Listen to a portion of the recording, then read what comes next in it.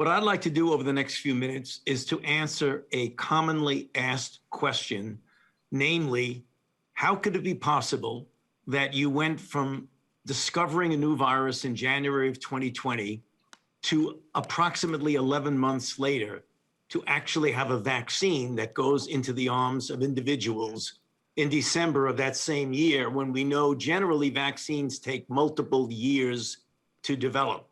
And this has often led to some degree of hesitancy on the part of people wanting to get vaccinated. So I'd like to answer that question.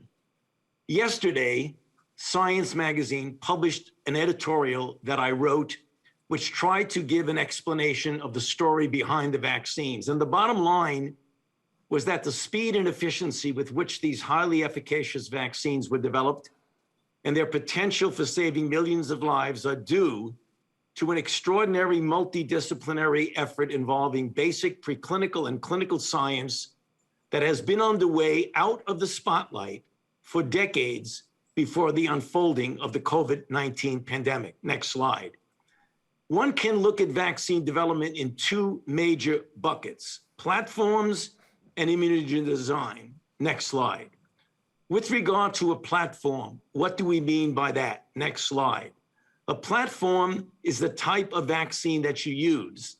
There's genetic immunization, such as DNA and RNA, and hence the mRNA vaccines, viral vectors, such as the adeno with J&J, recombinant protein, such as Novavax, and a number of others shown on the right-hand part of the slide. Next slide.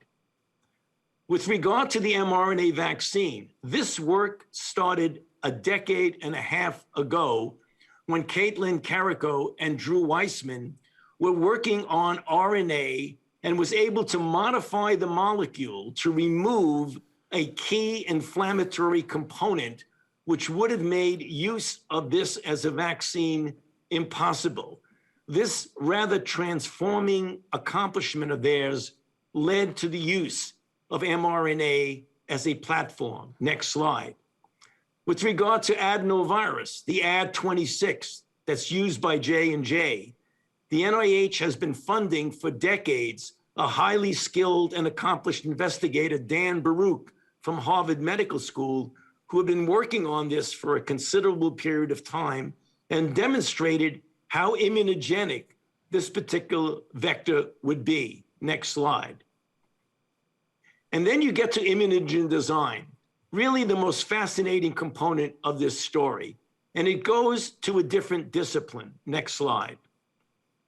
And that is the crystallography and cryo-EM capability of investigators throughout the country who were working to get the right conformation of the HIV envelope trimer. Nothing at all to do with coronavirus.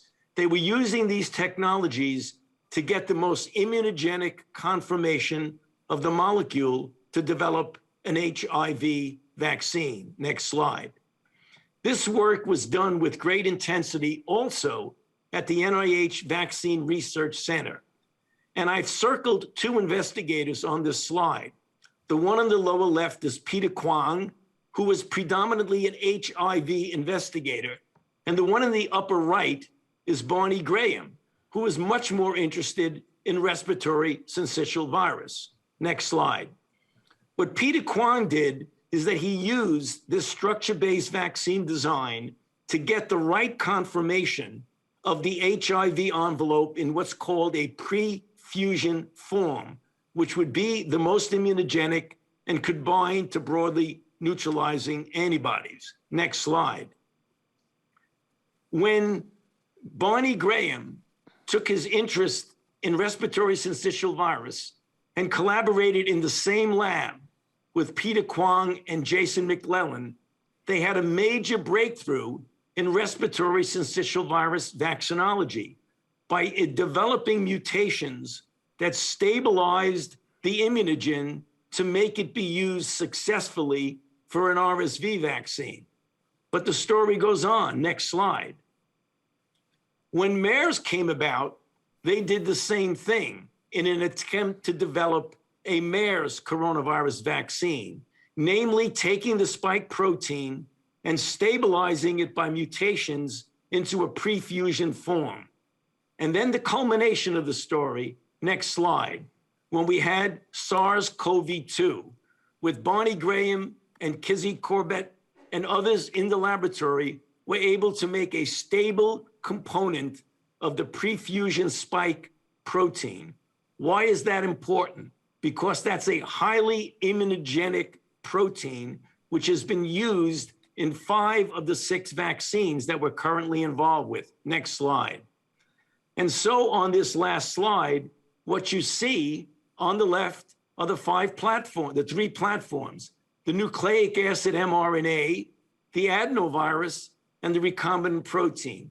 And with that, we already have 3 highly successful vaccines that have a high degree of efficacy and a good safety profile. So the bottom line is, this did not happen in 11 months. It was due to an extraordinary multidisciplinary effort involving basic clinical and preclinical science that had been underway out of the spotlight for decades before the unfolding of the COVID-19 pandemic.